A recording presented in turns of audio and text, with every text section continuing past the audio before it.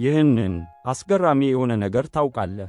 ከሚያውቁትና ስሜታዊ ዕውቀታቸው ከፍተኛ ከሆኑ ሰዎች መካከል አንዳንዶቹ በጣም የደከሙትም ናቸው። ይህ ደካማነት ስለሚያደርጉት ብዙ ነገር አይደለም፣ ነገር ግን ብዙ ስለሚያስቡ ነው። ከሰዓታት በፊት ያበቃ ውይይት ደጋግመው ይመለሱበታል። ምናልባት የማይከሰቱ ሁኔታዎችን በአእምሮአቸው ይመላለሳሉ።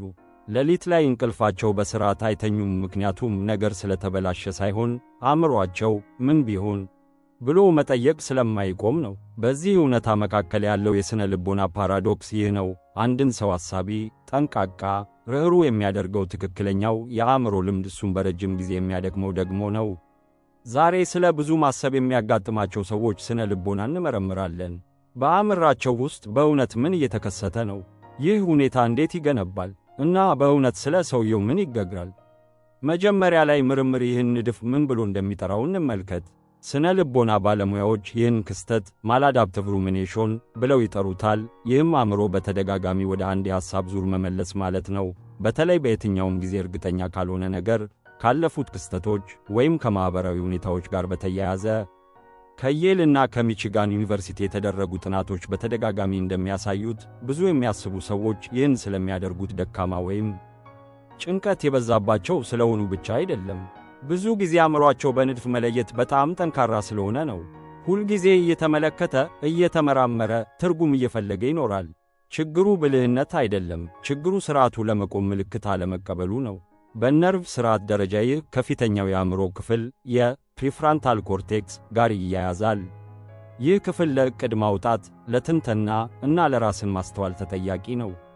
በብዙ የሚያስቡ ሰዎች ይህ ክፍል በእረፍት ጊዜም እንኳ በከፍተኛ ንቃት ላይ ይቆያል። በተመሳሳይ ጊዜ የአእምሮ የበስተጀርባ የሥራ ሥርዓት የሆነው ዴፎልት ሞድ ኔትወርክ ደግሞ ውስጣዊ ንግግር ማመንጨቱን ይቀጥላል። ውጤቱም ሁልጊዜ በመስመር ላይ ያለ፣ ሁልጊዜ የሚመረምር፣ ከማይከሰቱ ውይይቶች እንኳ መልስ እያዘጋጀ የሚኖር አእምሮ ነው። አስደናቂው ነገር ይህ ንድፍ ብዙ ጊዜ በአዋቂነት እንደማይጀምር ነው። ለብዙ የሚያስቡ ሰዎች ይህ ልምድ በሕፃንነት ወይም በወጣትነት ይጀምራል። ብዙ ጊዜም ውጤቶች የማይተነበዩበት አካባቢ ውስጥ ነው። አንድ ልጅ ስሜቶች ያለምንም ማስጠንቀቂያ የሚቀየሩበት ቤተሰብ ውስጥ ወይም ስህተቶች በጣም ከባድ ውጤት ያላቸው አካባቢ ውስጥ ካደገ የአእምሮ አመክንዮአዊ የመዳን ስትራቴጂ እንዲህ ይሆናል። አስቀድሞ ማሰብናም ሁሉን አስቀድሞ መገምት። ምናልባት የሚመጣውን ካስተዋልክ ራስህን ልትጠብቅ ትችላለህ። በዚህ መልኩ ብዙ ማሰብ እንደ ስህተት ሳይሆን እንደ መላመድ ይታያል። በአንድ ጊዜ ከባድ የነበረ ነገር ለመቋቋም የተማረ በጣም ብልህ የነርቭ ሥርዓት ነው። አሁን ግን አንድ አስደናቂ ነገር ላይ እንቁም። ሁሉም ብዙ ማሰብ አንድ አይነት አይመስልም። የሥነ ልቦና ባለሙያዎች በአጠቃላይ ሁለት ዋና አይነቶች እንዳሉ ይለያሉ።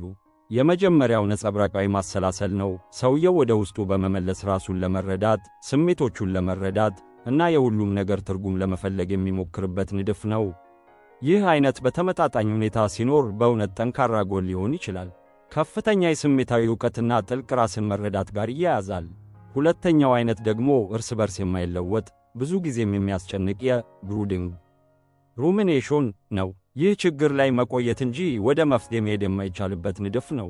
በዚህ ጊዜ ብዙ ማሰብ የእንቅልፍ ጥራትን ይቀንሳል፣ የውሳኔ መስጠትን ያዘገያል እና በማኅበራዊ ግንኙነት ላይ የተከታታይ ትንተና ስለሚፈጥር የጭንቀት ስሜት ይጨምራል። ይህንን ስነ ልቦና ባለሙያዎች ዴሉዥን ኦፍ ሜንታል ፕሮግሬስ ብለው ይጠሩታል። አእምሮ እንደሚፈታ ይሰማዋል፣ በእውነት ግን እየተደገመ ብቻ ነው።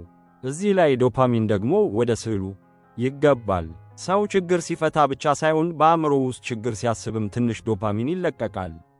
ስለዚህ አንድ ብዙ የሚያስብ ሰው ሁኔታን እየመረመረ እየተከታተለ አእምሮአዊ ክርክር እያዘጋጀ ሲኖር አእምሮ በተወሰነ መጠን በዚህ እንቅስቃሴ ራሱን እየተመለከተ ነው።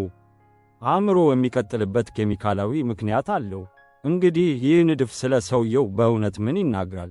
ምርምሮች እንደሚያሳዩት በ2013 በሳይኮሎጂካል ሳይንስ ውስጥ የተደረገ ጥናት እንደሚያሳየው ከፍተኛ የሆነ የሩሚኔሽን ደረጃ የነበራቸው ሰዎች በኮግኒቲቭ ኤምፓቲ መለኪያዎች ላይ ደግሞ ከፍ ያለ ውጤት አሳይተዋል። ሌሎች ሰዎች ምን ሊያስቡ ወይም ሊሰማቸው እንደሚችል ለመገመት በጣም የተሻሉ ናቸው።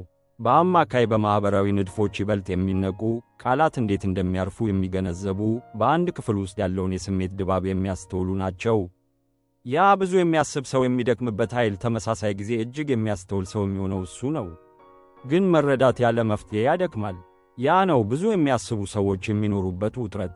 ሁሉንም ያስተውላሉ፣ ነገር ግን ብዙ ሲያስቡ ግልጽነት ይበልጥ እንደሚርቅ ይሰማቸዋል። ምክንያቱም ለስነ ልቦና ምርምር ሁልጊዜ የሚያሳየው እውነት አንድ ነው። አእምሮ ሁሉንም ችግር በማሰብ ብቻ አይፈታም። አንዳንድ ነገሮች ሊሰሙ፣ ሊወስኑ ወይም ሊተው ይገባል።